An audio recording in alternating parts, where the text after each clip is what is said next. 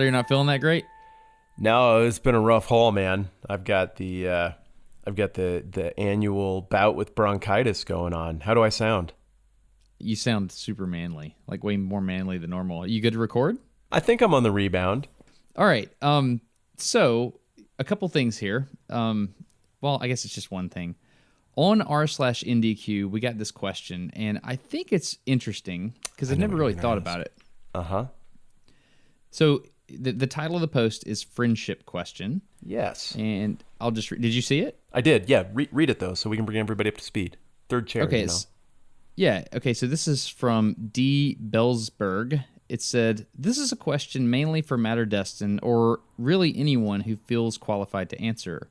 My question is, how do you get a friendship like the one Matt and Destin have in adulthood? In my life, it feels as if all the adults I know don't truly have friends.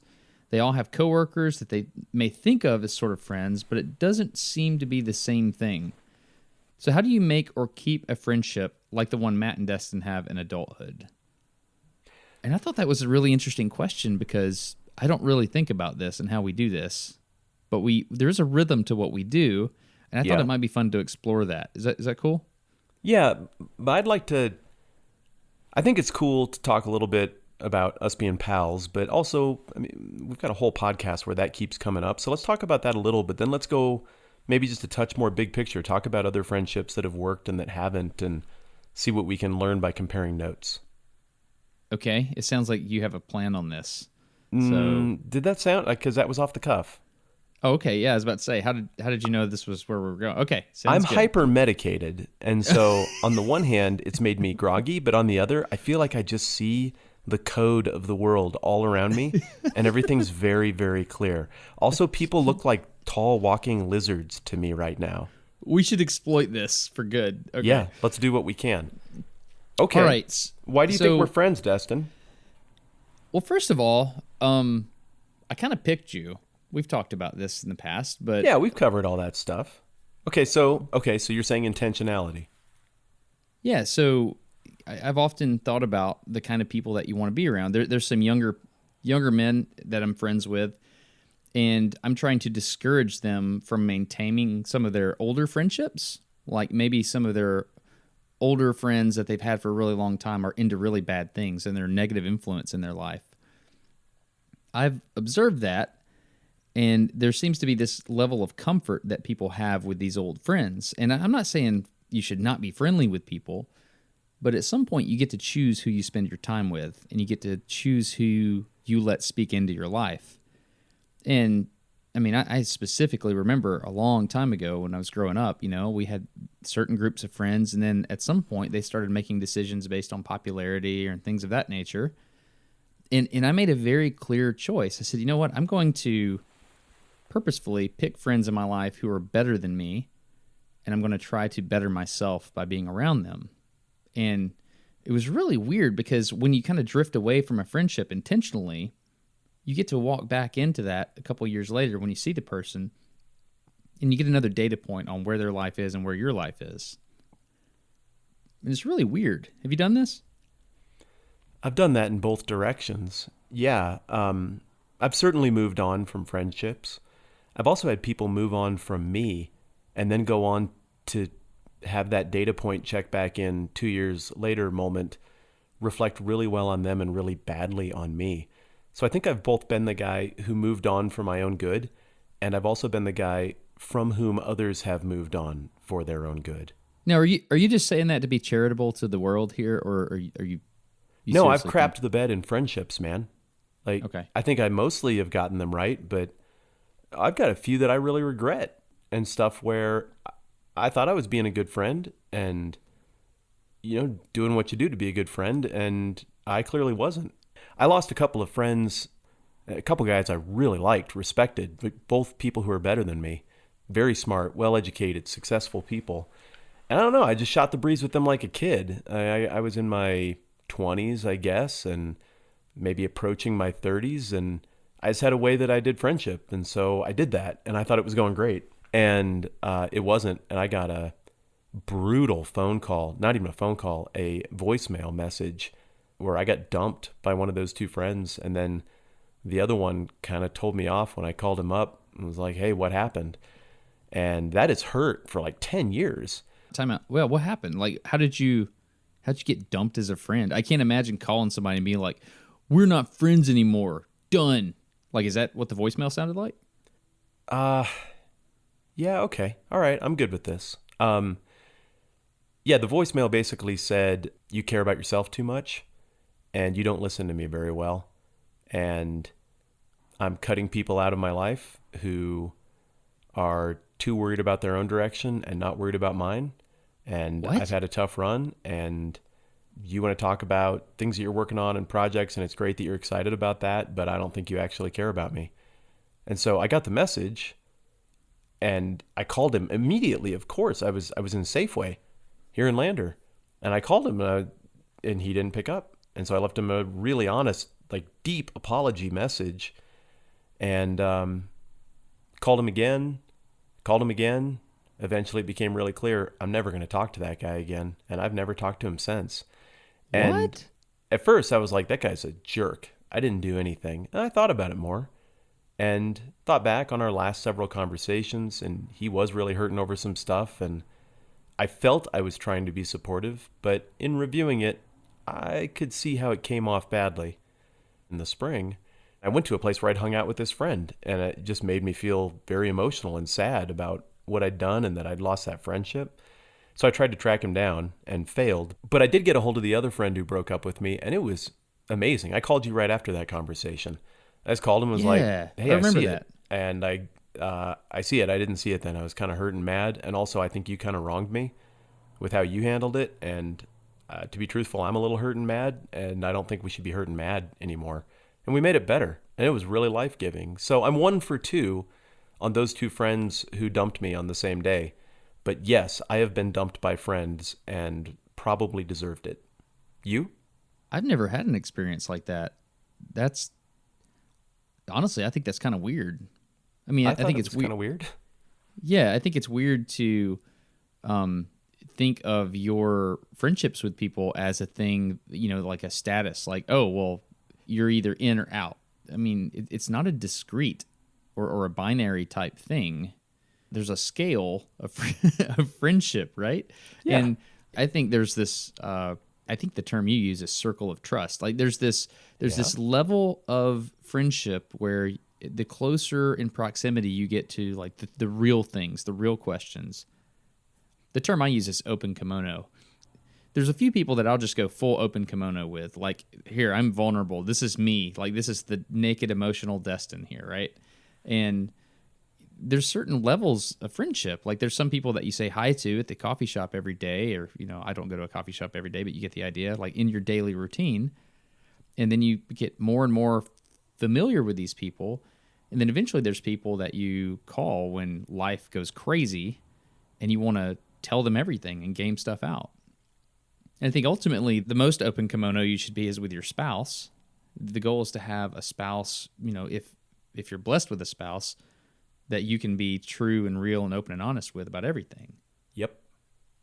I don't know. I think that's kind of weird. Somebody just calls you and be like, it's over.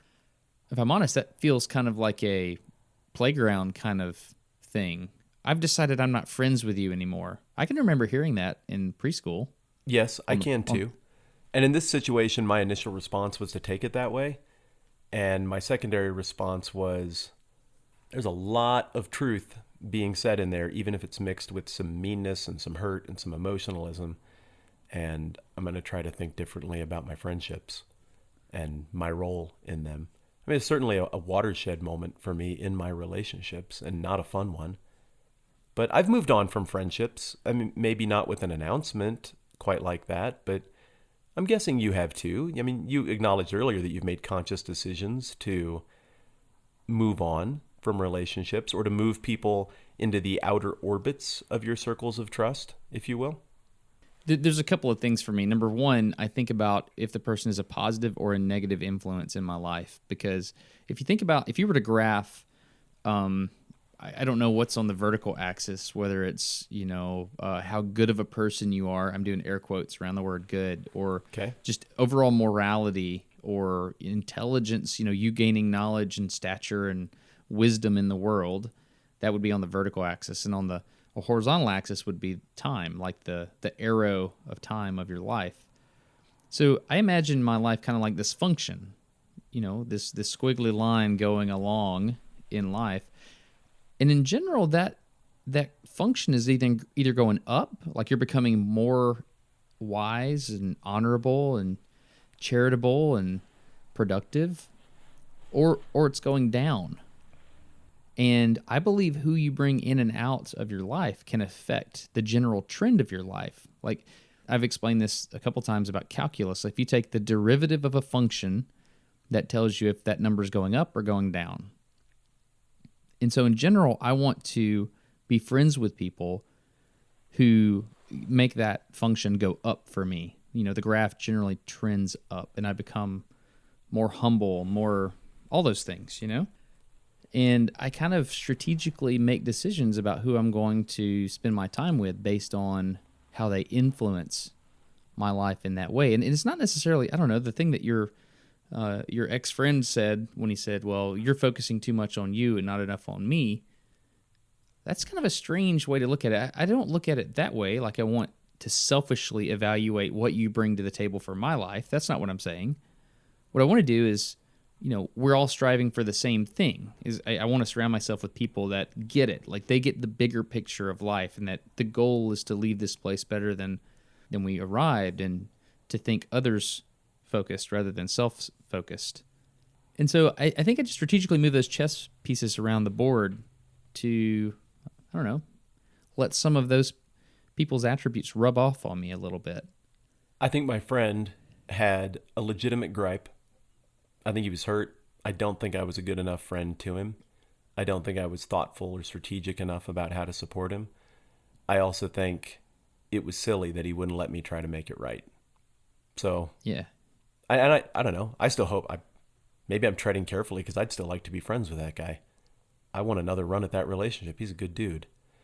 But yeah, it's interesting to hear you go to calculus to kind of game that out in terms of, what I think 1 Corinthians 15 talks about bad company corrupts good character. Well, I don't know whether you're talking about math or philosophy. I suppose the principle is the same, but my concern, I guess, is when I'm the bad company and somebody else calls me on it and I'm messing with them. But I have a question from what you were saying. So you talk about, is this person contributing positively to who I am and what I want to be, or negatively? Which camp do you lump people into who contribute nothing? Not positively nor negatively. I don't know. There are people that I elect to be friends with them because I know that I'm helping pull them up. Mm-hmm. It's not that I in myself have some attribute that I'm trying to draw them towards, but it's more like me, like pointing at the thing we should both be going towards, if that makes sense. Mm-hmm. So I have friends in my life that are, the opposite side of that curve, but they're intentional friendships. And I know going in, like, hey, this person is in a weird place in life. I don't want to go to where they are, but I do want to bring them out of that so that, we can both rise together. And I think the ultimate goal, my wife and I have talked about this, it's like we're both trying to climb this mountain. And sometimes one of us or both of us are, walking along at a good pace, but every once in a while, one of us might stumble. And the goal is to, when you're in a position of strength, reach back, grab their hand, pull them up over the rock that they're trying to get over. And that way, we're both stronger together. But there's sometimes when you got to be the one that's pulling the other person along, or they're pulling you along. You know what I'm trying to say. I worded that weird, but you get it. I'm tracking. I think that's the value of friendship. Like, I can remember very specific times calling you and being like, hey, I just need to talk. And this is what's going on in my life, and it's strange, and I just need help thinking this through. And that's what that is. That was you being in a position of strength. It helps that you're thousands of miles away and you're not in this social circle. And then you just kind of help me think it through and pull me up over the rock. You've done that several times. I appreciate that. And obviously vice versa. There's not a huge circle of people in my life, on that list of people I would call. I have huge history with my childhood best friend, Adam. And we broke up as friends a couple times. He deleted my file on the Legend of Zelda to punish me over Why are something you friends that with him? Dude, I can't It's believe over. he came back from that. It's over, dude. We had an incident where I hit him in the crotch with a tennis ball, and then he tried to beat me with a hula hoop, and I was laughing so hard because hula hoops are real whimsical and smells like peppermint. It was a scented hula hoop, and he was trying to What? beat me with it, but it's real Wait, flexible. What? scented hula hoop? Yeah, at the Fort Collins Pick and Save for $1, you could get scented hula hoops, smelled like peppermint, and give them to your kids for Easter baskets. Sounds like a good idea. That's a good deal. Yeah, my sister got one of those, and then my friend Adam tried to beat me with it. And then I ran in my house where I mocked him. And so just like Shooter McGavin when he yelled, "This is golf, people," and swung around that pitching wedge with a deflated beach ball on the end, Adam hurled the peppermint-scented hula hoop onto the roof in a rage and then screamed that he was deleting my Zelda file and went home. We weren't And friends did it? for a while after that. He went home and then deleted it? Yeah, he did it. I had the wand too. I was in Dungeon 7. I'm not happy Like- about that. Like he said, I'm so angry at you, I'm going to go to my house and delete your Zelda file. Yeah, which you might as well just say you're dead to me. Yeah, that's what I'm sitting here thinking, dude. Yeah. Yeah. Dude, I'm still upset about my kids. I gave them the Switch. We were both flying in two different directions, and I had the lady at the airport gate. I was like, "Oh, I forgot to give the Switch to my kids. Can you please take this to the child in row 7, seat B? I would really appreciate that." She's like, "Sure." So she took it on, and they left it there. And I'm still upset about that. I've talked about this several times, but the other day, you know how you're driving in the front seat and you're listening to what they're talking about in the back? And one of the kids started talking about Zelda, and my daughter whispered, not thinking I could hear, she said, "Don't talk about Zelda around Dad. It's still a sore topic because we lost the Switch and he lost his horse named Bree." That's very intuitive, little girl. That's, Yeah, it is. That's socially dialed right there. She's absolutely right. But the point is, Adam basically killed you. Yeah, he did. Killed me. That's what happened. How did that feel? Honestly, like that was a bummer. That was my first ever lost friendship, and now we're brothers, so it worked out okay. But yeah, that was kind of tough. It was kind of lonely for a while. Do you have stuff that Adam knows that nobody else knows? Like there's things that are in your brain, and the only other human in the world that knows it is Adam. Ooh. Yeah, probably so. Not through intentionality. My wife and I are pretty open with each other, but I just have so much history with Adam. I'm sure there are hijinks or whatever from being elementary school kids that he remembers all that stuff. It's incredible. He remembers all of our Stand By Me era stories, Wonder Years, part of our life stories. I remember a lot of them, but man, he remembers them all like they were yesterday. He's an only child. So I think maybe I fill in some of the sibling spot for him in those childhood stories. Did he help you through the death of your brother? Yeah. Yeah. I didn't know you then. No. Yeah, he did. He was there. No surprise. He was awesome to me, my family, my wife.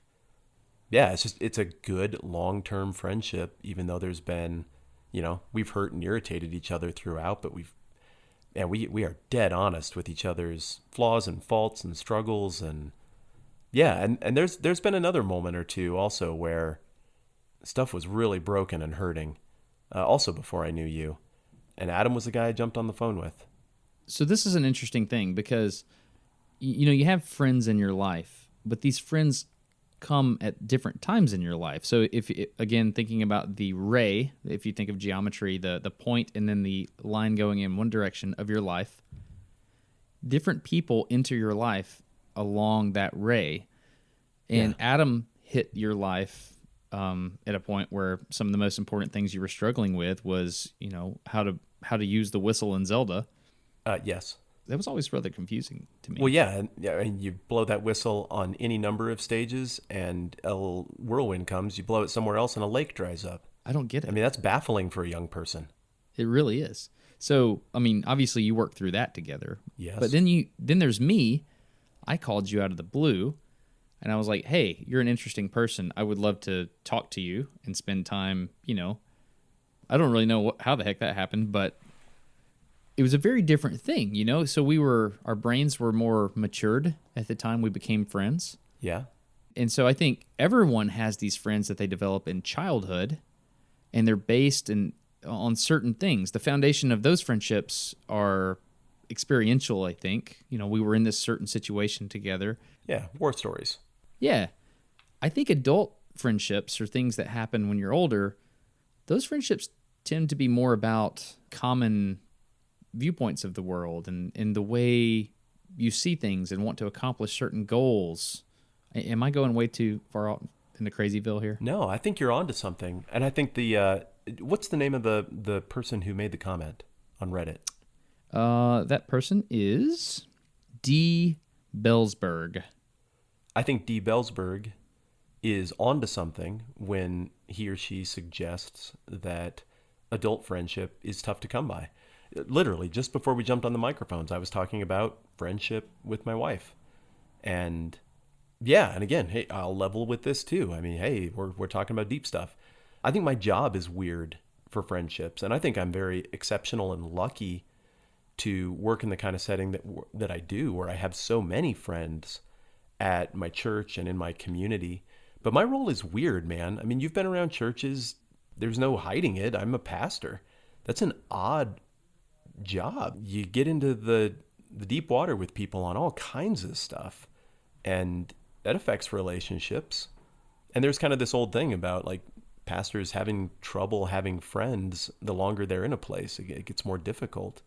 And I think I've been lucky to have a bunch of friends, but at the same time, I've heard over that a little bit. It's a tough thing. I mean, I have a job to do, and sometimes it puts you in a tough spot.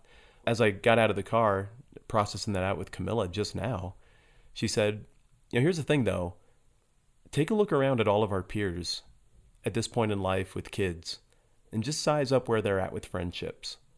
I don't think anything that is ever disappointing about friendships has to do with your job. I think stage in life, it is tough when you hit a certain moment in adulthood to initiate new friendships that go deep, that are honest, that where there's enough just time built into your life to accommodate that.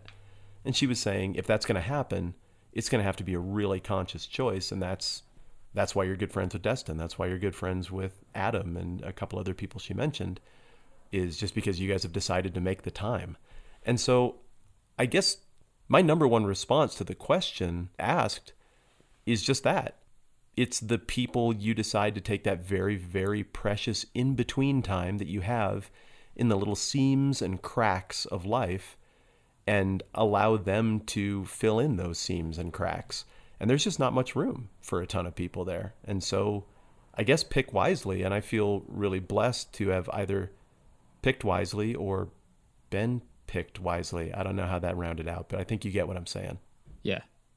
Someone said it in one of the comments to this. Someone said in the most recent episode, Destin literally said he asked Matt to be his friend. Did that happen? Did we? Is that? Yeah, it was weird, dude. That conversation one, it was really fun. I remember where I was sitting, and I just remember thinking, like, I was in the garage. I was cleaning the garage. That's right. You were cleaning the garage. And I was sitting on that little overlook where I go when I'm being all thoughtful. And I'm like, hey, dude, the elk are out here. And I always act like it's news. But you're like, I know. Because when you go to that place behind your house and look out, there are always elk there. Well, it's still neat to me. So I was sitting there staring at mountains and elk. And I was like, I don't know what this is about or who this person is. I guess I don't really understand why the conversation is happening other than this is really enjoyable and stimulating. And I feel like I'm talking with a peer and maybe more than a peer. Like, this is a really smart guy. And he's thinking about what he wants to do with his life. And hey, I think about what I want to do with my life. And hey, he's not weirded out by me wanting to talk about that. And so I just felt, I guess, kindredness that though we're not into exactly the same stuff, we're both asking the same questions about what we want our lives to be about and relationships to be about. And that's what I remember about conversation one. What do you remember? I remember it felt like when two dogs meet each other and they go around in a circle sniffing each other's heinies. Yeah, your hygiene is poor. That's what it felt like. But we quickly just got through that. I remember, like, who is this person? What do they think? What are they doing? And I remember feeling, if I'm honest with myself, I remember feeling like this guy doesn't know who I am, what I'm doing. I have to convince him that we would get along. I remember feeling that. And so I almost feel like there was a performance on my side, not a performance, but I don't know. I just felt like I had to consciously lead the conversation to certain places, and then at some point it just clicked and that ended. But I remember there being a small portion of that conversation that was strange and awkward. Yeah. And then once, I forget what it was, you said something that was a joke that, wouldn't be repeated amongst a public Thank you. crowd or something. Thank you for that. Yeah.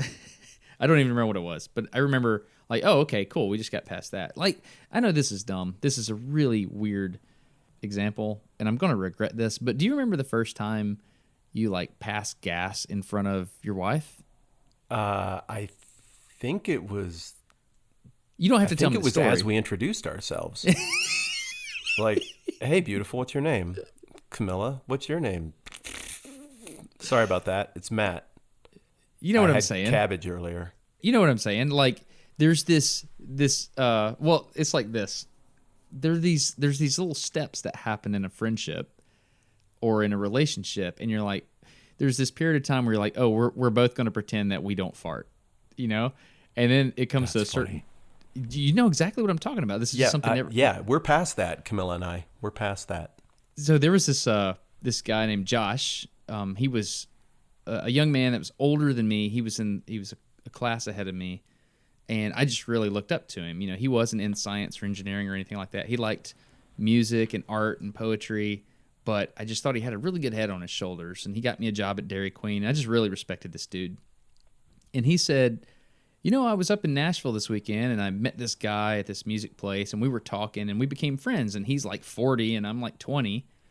And he said, we went on a road trip together, and he said this guy, Tom, or whatever his name was, after a while, he turns to me in the car, and he goes, hey, Josh. He's like, yeah, what's up, Tom? And Tom's like, do we know each other well enough to fart in each other's presence?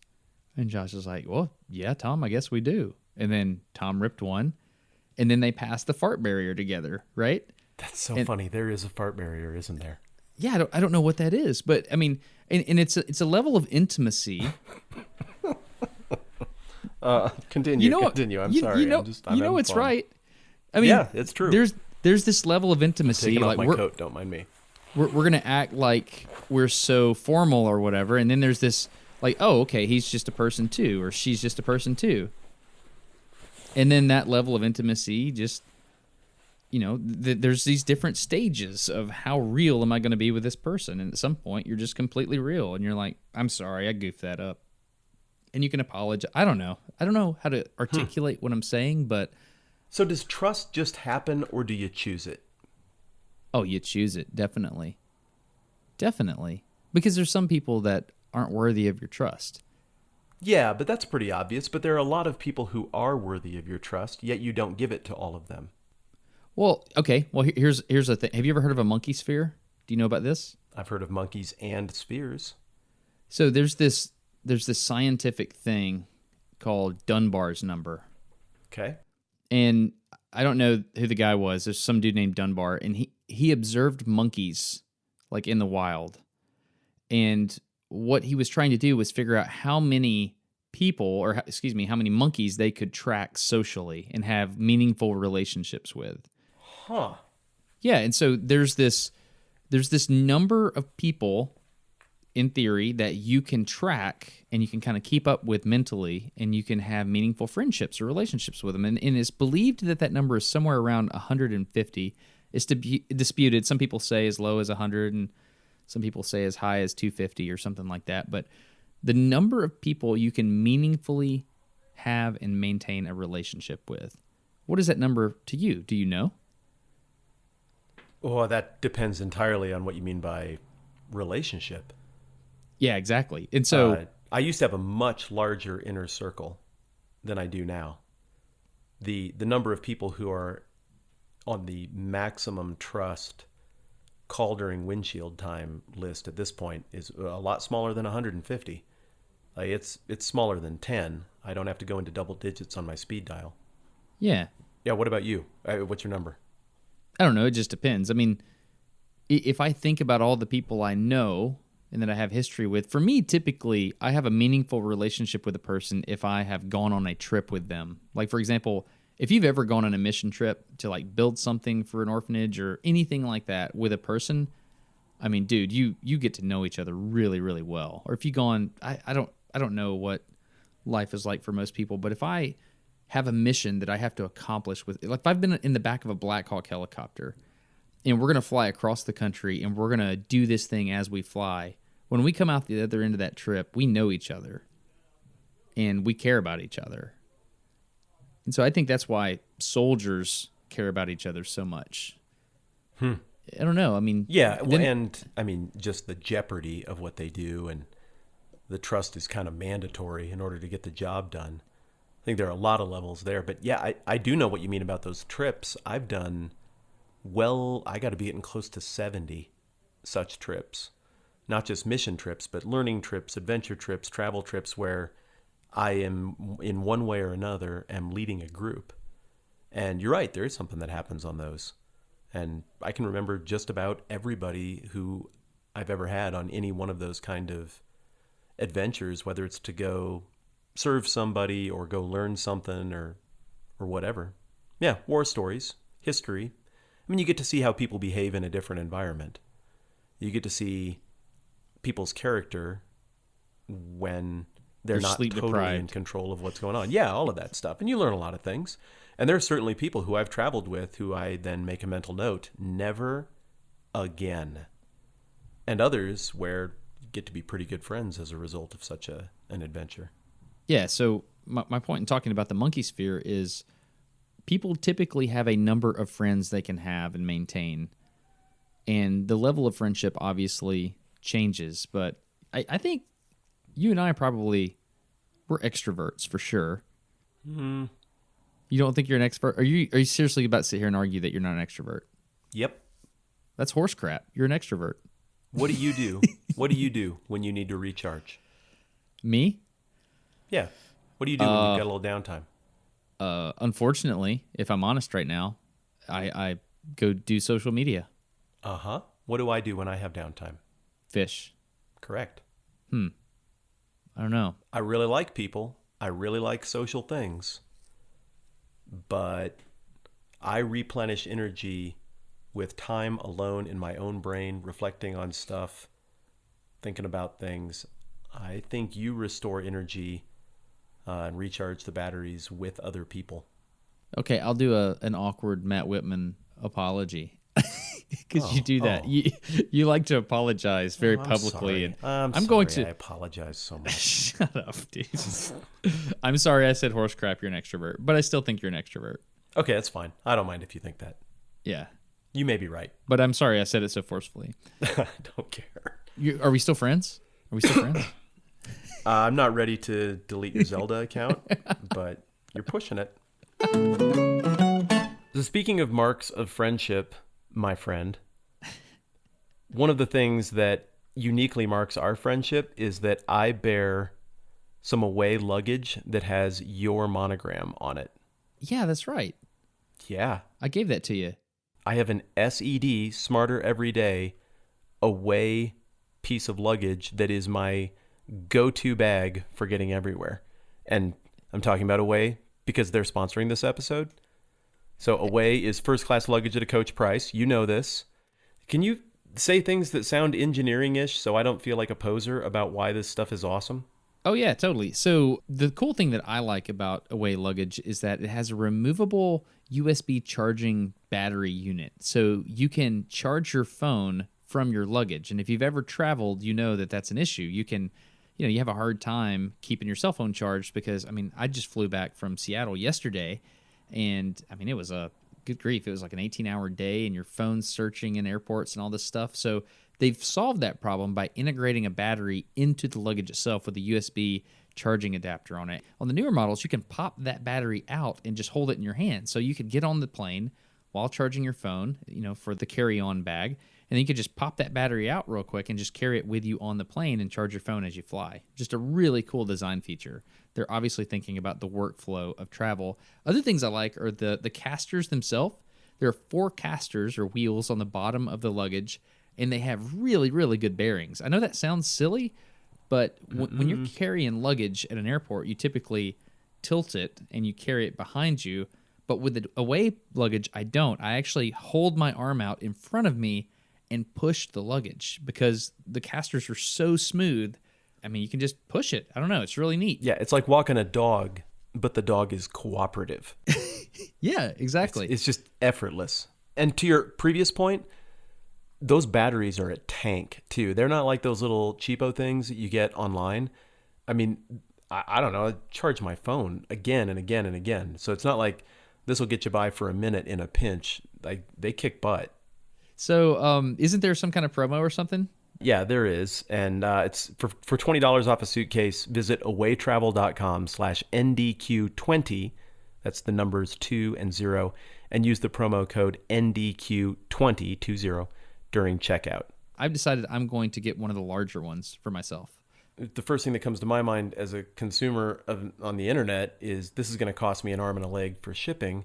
But Away does free shipping on anything, any order in the lower 48 states. So there's a big savings right there as well. There's a new thing because I periodically check in on the website. Nobody told me to say this. This is not in the talking points or anything like that. I have noticed, because I follow them on social media, that they have these new little zipper cubes that you can like put all your socks in one little cube, and you can put all your shirts in one little cube, and then they fit in the luggage just uniformly. I don't even think we're supposed to talk about that. Really? Yeah. Are we not supposed to talk about that yet? Because that's awesome. I'm going to try it. Yeah, and I guess if you want to see those little cubes in person and you happen to be in New York City, they actually have a retail store there, so you can walk in and goof around with all of this stuff. Really? Yep. Like a real store?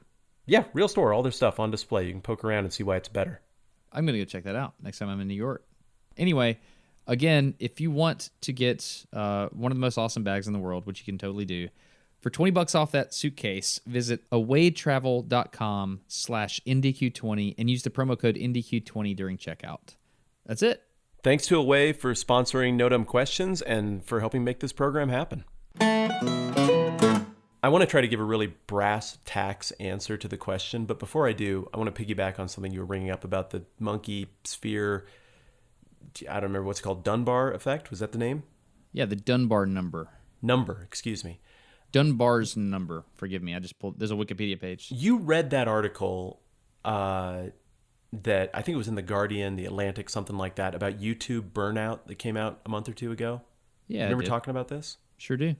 And the guy who they interviewed, I have no idea what his YouTube presence is or what he does. I just don't remember. It wasn't something that I watch.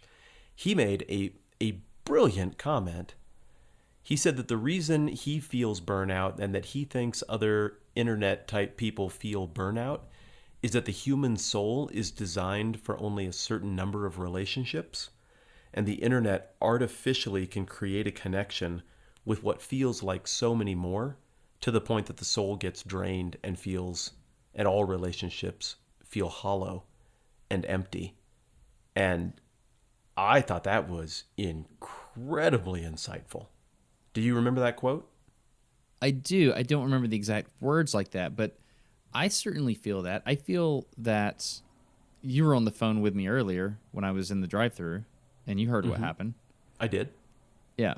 And we just didn't acknowledge it. We kept going, you and I, on the phone call. So well, because that happens from time to time. And you are super patient with me every single time. People are like, "Oh, you're Matt from the 10-Minute Bible Hour. Here's a Sharpie, sign my boobs." And I'm like, "Oh, fine." I kind of like that voice you just did. That was funny. So, yeah, I'm super patient with you. But it's just a different relationship, right? It's a different thing. It's a one-sided. It's all pull and no push, and so that's. I think that. We talk about making friends in adulthood. It's strange because in adulthood you have a certain role in society, and people approach you for what that role in society is typically. Yes. And so the friendship, no matter what it what's happening and how the relationship forms, usually it's predicated on that thing that you contribute to them. And so with Smarter Every Day, we interviewed this guy at work one time, a young guy, and he was in the room, and I knew that he knew. I was interviewing him, and I could tell on his face he had at some point in the past watched Smarter Every Day, but he played his cards really, really close to vest. Nobody else knew that I could tell. And he gave me some lip in the interview. What? It was smart. I said something, I forget, I was challenging him on he's an aerospace engineer, and I said something like, can you tell me what the drag equation is? Like, I expect you to know the drag equation. You're an aerospace engineer. And I don't know, he said something snippy. I forget what it was. It was something like, well, I mean, can you tell me the blah, blah, blah? And I don't even remember what he said, but I just remember it was just a little bit disrespectful in a joking kind of way. And in my mind, as soon as he said that, I was like, oh, you're so hired. You're so hired. You know what I mean? Because, you're not, I don't know. I was just like, you can stand your ground. I was watching Mr. Rogers' Won't You Be My Neighbor documentary. Yeah, on the flight. Oh, dude, I cried. A tear came out of my left eye, an actual tear, which surprised me. You know which eye it was. I've cried every day for the last 5 days, and not because of sickness. So it's just amazing that serious? one tear out of one eye stands. Yes, I took a picture for you. They're not even hard to remember. Yesterday, I had a conversation as a pastor with somebody who was losing somebody they loved, and it was super sad. And so I bawled for a really, really long time, like ugly cry with snot. It was a lot. And then the day before that, I was watching something on Netflix, and it was real sad, and so I cried. And then the day before that, I watched the last episode of The Office, where there's a big dramatic reunion, and I cried over that. And so, like, I don't know. Is that where Michael bought Pam's art or wanted to buy it? No, but that's a great moment. That made me cry too. That's pretty good. Dude, since we talked about crying, I just gave in. I'm like, whatever. I don't care if people think I'm weak. I'm crying over stuff. So that's cool that you had one tear once over a thing. Continue. So Mr. Rogers was talking to this man on the show. I forget his name. I can see it in writing. Jacques. I don't know. It's the man who was the officer, the black man who was the officer in Mr. Rogers' Neighborhood. And Mr. Rogers said to him, like in real life, he's like, hey, would you be interested in acting like this person? And he said, I will, but as long as it doesn't interfere with my singing career. And Mr. Rogers said, that's the moment I knew I loved you, because you wouldn't kiss my butt. Only Mr. Rogers said a different word. And and the guy in the documentary, he said that was the moment that I realized that, we were going to be super good friends. And it's because he was just completely real. It's not like, I worship you because you're Mr. Rogers, or like, oh, it's Mr. Rogers, you have to act a certain way. It's like, I'm just going to be real. This is who I am, and I will do this with you as long as this doesn't mess up with my singing or mess up my singing career. I don't know. I like that. And I'm finding less and less in my life because of Smarter Every Day. If I start a new relationship with somebody, it's hard to have a real relationship. And I imagine, like, for legitimately famous people, or for, people that have interesting roles, like imagine a governor. Everybody that interacts with the governor calls them the governor. It's not like, hey, Larry, hey, Wanda, or whatever. Everything about the relationship is predicated on your role in society. So I think as an adult, getting back to the ultimate question here that D. Bellsberg had, I think, so this is the question. How do you get a friendship like the one Matt and Destin have in adulthood? So let's just point blank try to answer the question. How do you do that? Yeah, it's been fun musing about it. I agree. Okay, well, if somebody came into my office and asked me that question, one of the things I would say is be the kind of friend you want to attract. Be the kind of person you want to attract. So, I don't know, like, there's all kinds of people in the world you don't want to be friends with. Don't act like those people. Like attracts like, right? I mean, isn't it crazy how many connections we discovered we have between people who've shaped our lives who are actually friends or even related? I mean, we didn't know each other from anybody. And we have all this crazy, like, intimate overlap with, like, mentors in our lives. Well, that's like attracting like. So you would be the kind of person that you want to attract. Is that how you said it? Yeah. What do you do? Okay, so you find this person. Do you try to like cross the fart barrier as quickly as possible? Well, that's on to the next question. I don't mean social mirroring. It's like, hey, my name's Destin. Is it cool if I fart in your presence? You know what? Automatic friendship. I'm not talking about social mirroring, like picking a mark and studying their habits and trying to like imitate them and grow a mustache like them. Gross. I just mean abstractly. Like, hey, if you want friends who are trustworthy, be trustworthy. If you want friends who are willing to be honest and take a chance on telling the truth, then be the kind of person who will do that. If you want friends who will pick up the phone when you call, try to pick up the phone when people call. You know, stuff like that, right? Yeah. Okay, I got one. What would you go with? I think you just need to be socially available. If you're trying to make friends, I think you have to get out of your house, for one. I mean, just talking practically. I was speaking with a lady the other day, and she's in her 30s, and she's trying to date. And, I mean, she's a wonderful person. And I'm sitting there thinking, holy cow, how are you having a hard time? I mean, I can think of tons of people that would just line up to go on a date with you. And she was just talking about how everything's done on apps now, and everything's, you know, there's an app to connect to people in a certain location. I'm not talking about naughty stuff like Tinder. I'm not talking about that. Right. I'm talking about like, you know, there are apps to meet people.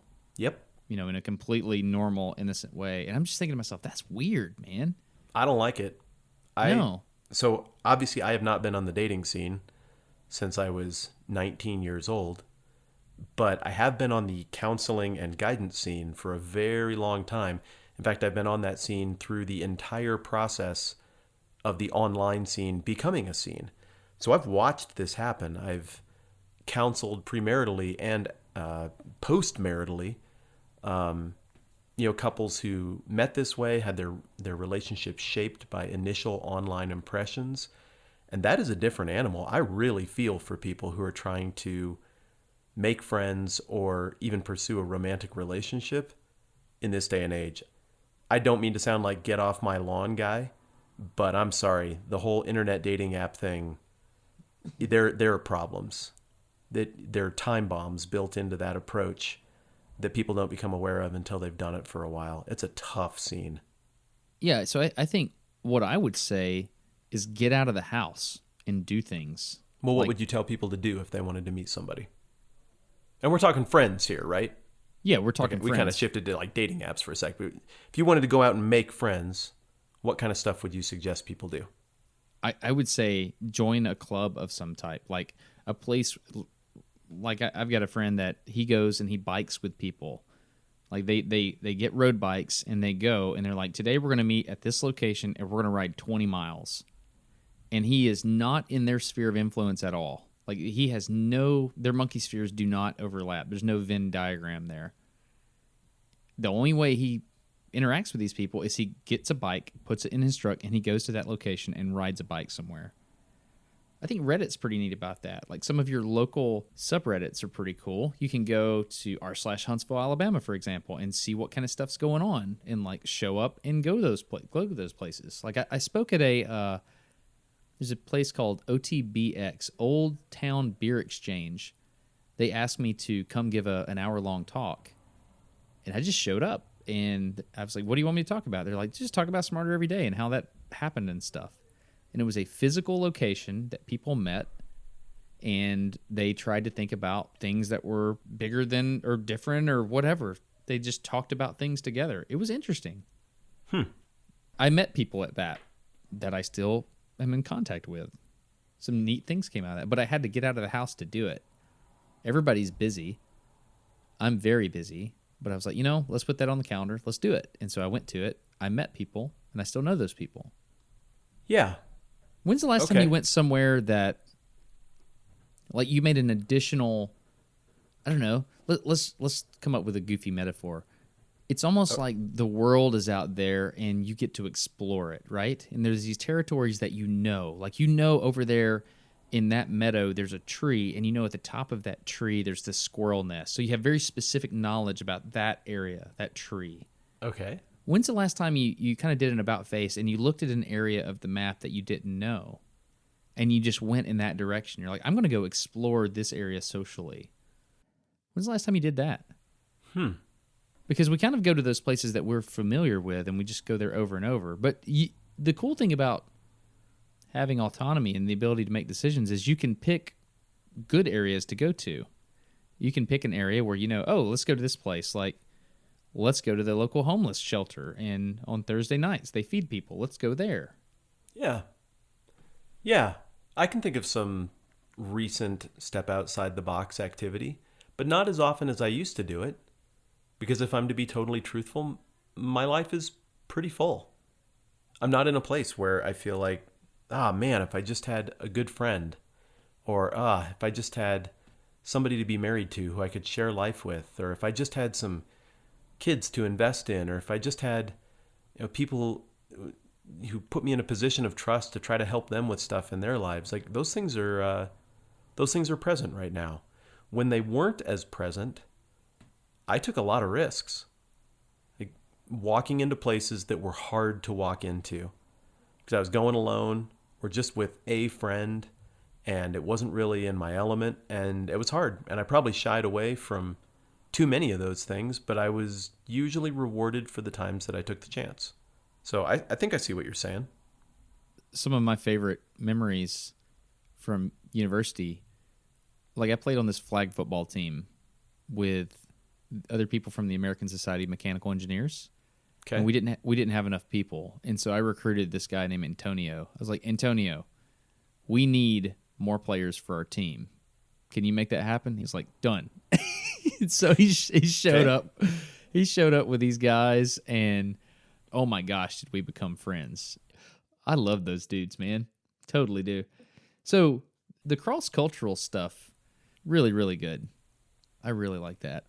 Well, here's another thing I would throw out, I guess, in piggybacking on that. I think if somebody wants to seek out and pursue a good friendship, a good place to find candidates for that is in volunteering. Give away time and energy together with other people. And what you know is that the only kind of people who will show up for that are those who are interested in investing in someone else. Oh, like Habitat for Humanity or something like that? Yeah, exactly that. And since friendship is an investment in someone else, showing up at something where you're investing in someone else, that's a pretty good selector to get you down to a pool of people who are probably the right kind of candidate for friendship. Yeah. I think in general, Christians tend to have stronger friendships because they're already past the awkward stages on things. And like Christianity is the only, I'm just going to say club. Let's just call it a club. It's the only club that I know about that one of the prerequisites for joining is to all agree that you suck at life.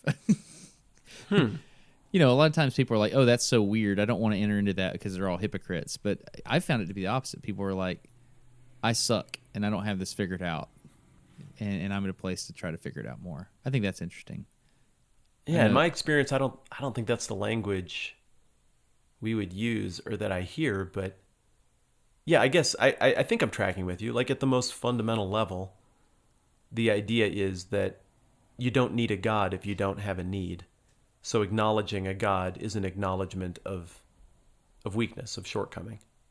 Okay, so here's an exercise in friendship, Matt. I thought long and hard about this. And I think we can model what it's like to make a friend here. So I have decided that the University of Alabama is so incredibly dominant at football. Okay. That watching these games is not as fun anymore because we win every one by like 40 points. Yes, that is correct. So, in fact, they're playing right now. Let me see what the current score is. 48-14. Yeah, they scored a touchdown today that happened so fast that the cameras missed it. Like Yeah. the announcers were doing something for a minute, and they were like, "Oh, sorry, there was another Alabama touchdown. Our bad." So here's the question. I'm thinking about starting to watch NFL football, and this is an active decision. Stop. Quit talking. This is an active decision. And so this is kind of what I'm thinking.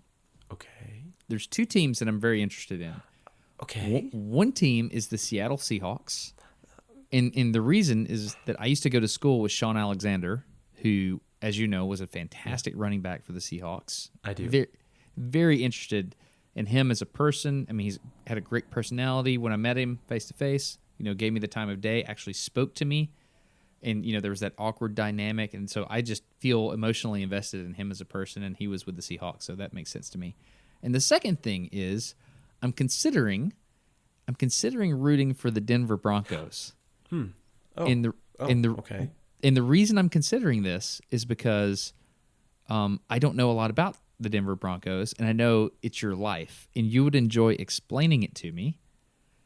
And we could get to a point where I could start to care about the Denver Broncos, because I don't right now.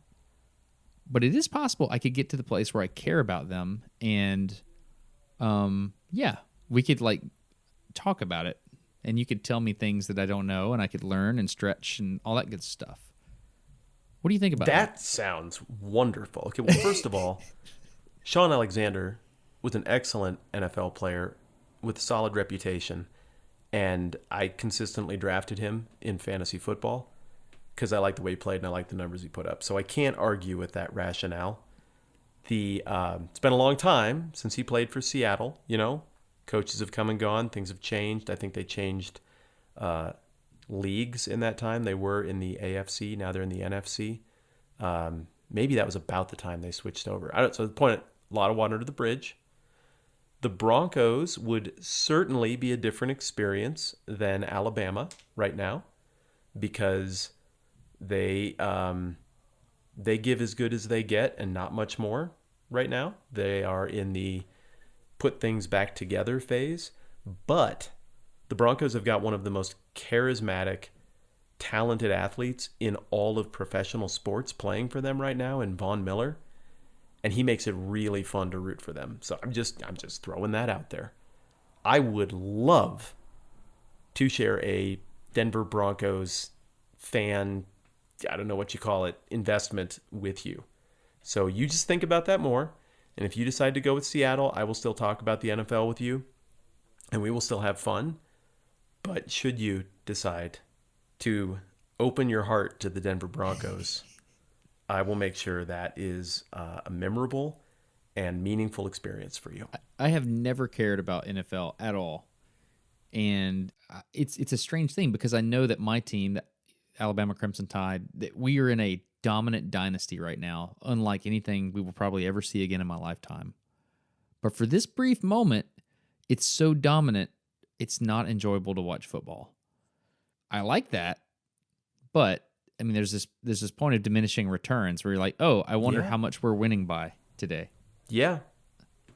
So that's an exercise in actively making a decision to strengthen a friendship, and that's what I've been thinking about. I thought about this the other day at the store. I was like, I bet that would be interesting, because I could go to a game, and it's not that I care at this point in time. I remember I took Brady to an Alabama game, and it was a very interesting experience, because we talked about sports ball with Brady. We went to the game, and he's like, I'm deciding if I want to root for Alabama yet. I haven't decided. And we watched a Mississippi State game in the stadium together.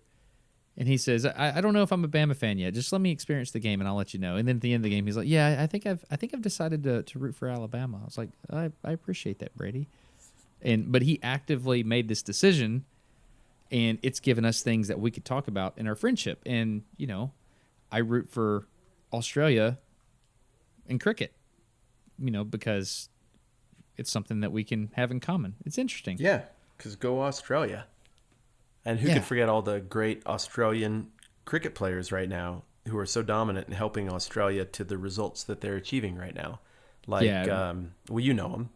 Obviously. I mean, what I really, really like is Tommy Ball, though. But that's a different story. Dale Cricketman. That's glorious. That's You glorious. talking about have you listened to the Tommy Ball episodes on the Unmade podcast? On Unmade? Oh my goodness, it's wonderful. It really is. It really is. That may be Brady's Mona Lisa. I don't think he wants that to be his Mona Lisa, but unfortunately it may be. But seriously, how do you feel about the rule changes on the weapon issue? I feel like it made me cough and hurt my throat. So that means it worked. It's one of the biggest changes to the Rhombus I've seen in years. Anyway, so... Friendship. Yeah. Anything else on the list? If you were to throw it out. I have a couple more. Bring it. Okay. Don't have a relationship that's founded on shared things you hate. Ooh. A lot of times when you run out of that's good. For a friendship, you'll start to get into things you don't like bad politicians, because there's no shortage of that, or bad, dangerous, repugnant cultural others, and how gross and wrong other people are about stuff, or even fandom, just getting into griping about disliked athletes or celebrities. And when you're really in the death spiral of a friendship, all you do is complain about people you both know in common. The occasional honest, objective evaluation of an awkward situation or whatever, that's the normal ebb and flow of a conversation. But if you get to a place where you feel like that is the fuel of your relationship, you got to change course quickly, or that thing is headed for Toxicville. Does that ring true to you? I've never thought about that, but yeah, you're right. That's interesting. Because, in general, that means that graph of your life is tending down. Like, you're in a nosedive. Interesting. Well, when do you feel smarter? When you talk about people or when you talk about ideas? Ideas, for sure. And when do you feel more engaged with the world? When you talk about what other people are doing, or when you talk about ideas and concepts to frame yourself for what you might do? It's obviously the latter. I don't know about that one. Obviously you framed the question to me to invoke a certain answer, but I don't know. I haven't thought deeply enough about that. Well, one of the things that I think you're very good at is being very generous with praise. You're not an entirely humble man. No. You know you're good at stuff, and I think you do a good job of keeping that in check. And I think you make an intentional effort not to be a success jerk, and I respect that about you. But you're not an idiot. You know you're good at stuff. You know you have some gifts. And a lot of people who know they have some gifts can't stand the idea that other people do too. And I think you do a really good job of being liberal with praise when it's earned, being genuinely interested in other people's stuff. And I know other people who are good at things and know they're good at things, and they can't give away praise to anybody else.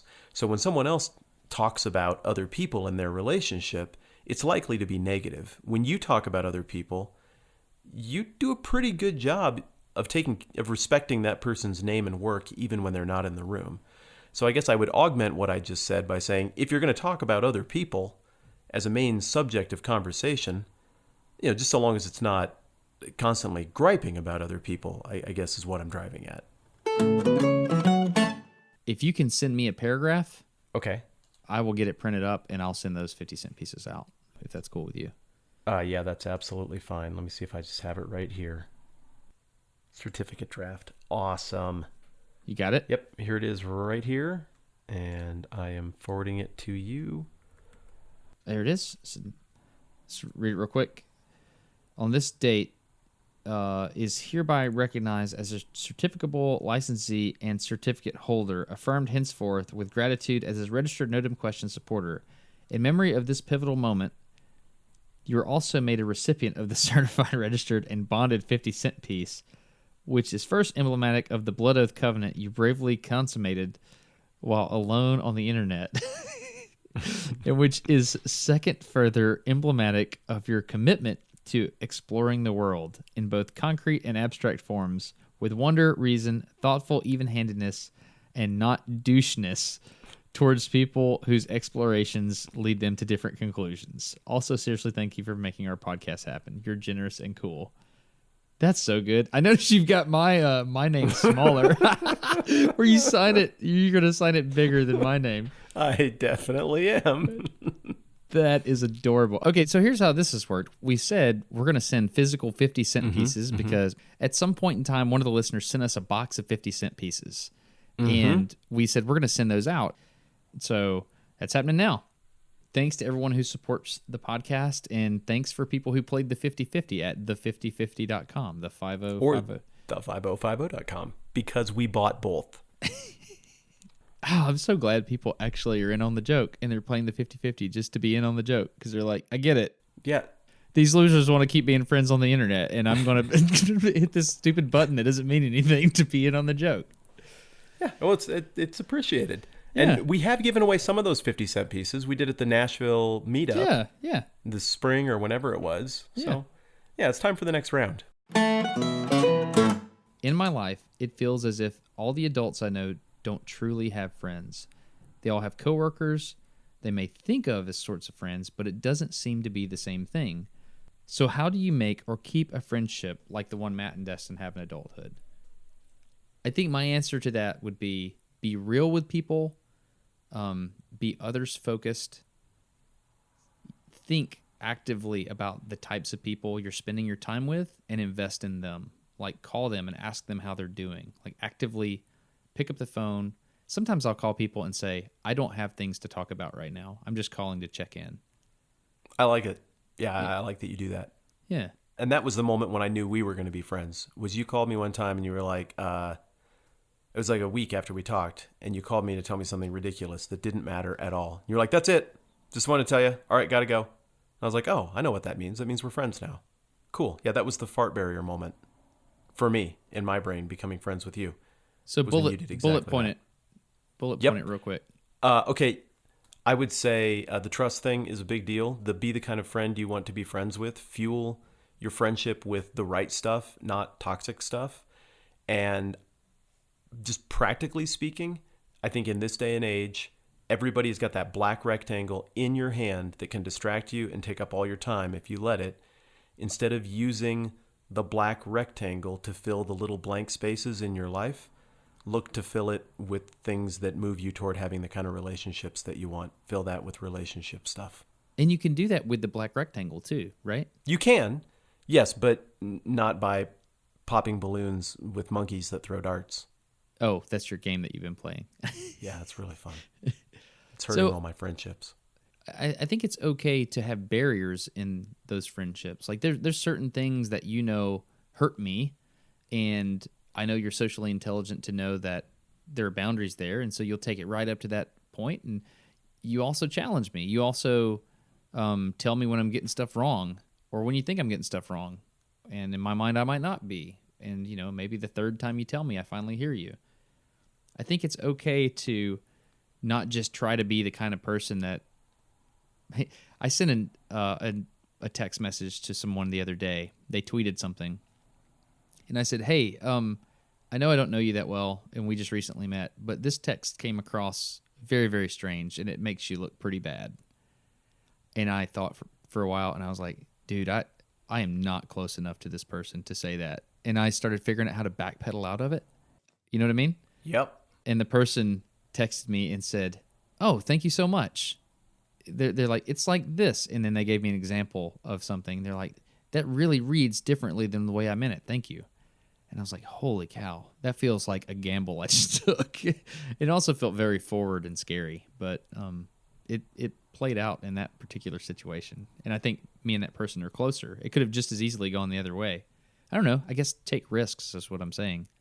Yeah, and that works if the motivations are right. I mean, you talk about, like, I don't push those boundaries where I know something would hurt you, not because, I might lose a friend. I don't push those boundaries because why would I want to hurt you? I really like you. Like, I care about your well-being. And so, I don't know, I suppose that part of friendship too is just wanting good for somebody else. Yeah. And honestly, that can be kind of hard sometimes because life's, I don't know, kind of tough and kind of rough and tumble, and you're pursuing things and constantly chasing and striving, and friendship's a little different pace than striving. And that's the beauty of it. But I don't know. I mean, the other thing to take into account here is, as I mentioned much earlier in this discussion, I have crapped the bed in friendships. So this is my best take, but take that with the disclaimer of, like, I've left wreckage in my past too. I don't always get this right. So grain of salt. Yeah, because if you get it wrong, people are going to totally delete your Zelda account. Don't you freaking delete my Zelda account. That is too far, Adam Doty. That is too far. They'll beat you with a peppermint hula hoop and delete your Zelda. Those exist and they don't hurt, I'm happy to announce. Well, this was interesting. I enjoyed this. Did you? Yeah, what a great question and a fun chance to break this down. And I'm sorry that I've sounded maybe a tiny bit less energetic than I feel, but this has been a fun conversation. I think the reason I like this is because it's a simple, honest question. I mean, no dumb questions, man. This is a really, I don't know. It's one of those questions that people never ask, but it makes sense. Yeah, well, thanks for gaming it out. Thanks for being my friend. I really like being your friend. Yeah, I like being your friend too. What were you going to say? No, what were you going to say? Go ahead. I just felt gas in my stomach, and it made me think about things that we were talking. Did we just pass the fart barrier for the 48,000th time? Excuse me, Matt.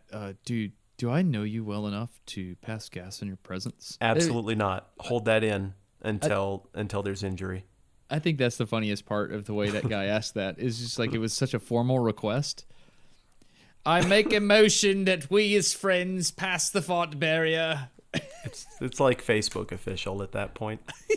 I enjoyed it, man. Official. Yeah, thanks for being my friends. Likewise, buddy. I'm not quite ready to move to Denver Broncos fans with you, but I'm thinking it over. I'm thinking okay. It's going to be an active decision. Yeah, I'm not going to push that gas pedal. I'm just going to let you think that through for yourself. Have a good one, dude. Later, buddy. Oh, feel better, by the way. Yeah, I'm going to work on that too.